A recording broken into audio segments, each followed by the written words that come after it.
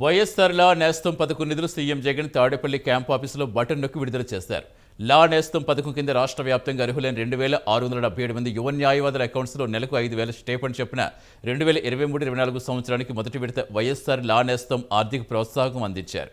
ఈ ఏడాది ఫిబ్రవరి నుంచి జూన్ 5 వరకు 5 నెలలకు గాను 25,000 చొప్పున అకౌంట్లలో జమ చేశారు. 4 ఏళ్లుగా లా నేస్తం అమలు చేస్తున్నామని గుర్తు చేశారు. మంచి ఆలోచనతో ఈ పథకం ప్రారంభించామని చెప్పారు. ఈ పథకం ద్వారా 5,781 మంది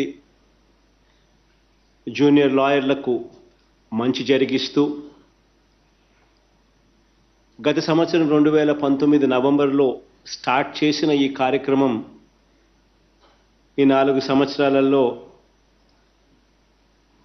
ప్రతి నెల లాయర్లకు అడ్వకేట్కు 5,000 రూపాయల చొప్పున ఇస్తూ ఈ అందించిన మొత్తం 41,52 రూపాయలు. ఇది నిజంగా ఇటువంటి పథకం అన్నది, ఇటువంటి ఆలోచన అన్నది దేశంలో ఏ రాష్ట్రంలోనూ కూడా జరగలేదు. జరుగుతూ ఉన్న రాష్ట్రం ఏదైనా ఉంది అని అంటే అది మన రాష్ట్రంలో మాత్రమే జరుగుతూ ఉంది.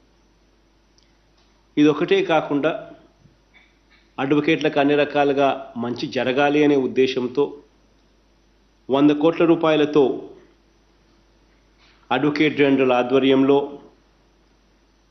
ఇప్పటికే వెల్ఫేర్ ట్రస్ట్ను ఒకటి ఏర్పాటు చేయడం కూడా జరిగింది.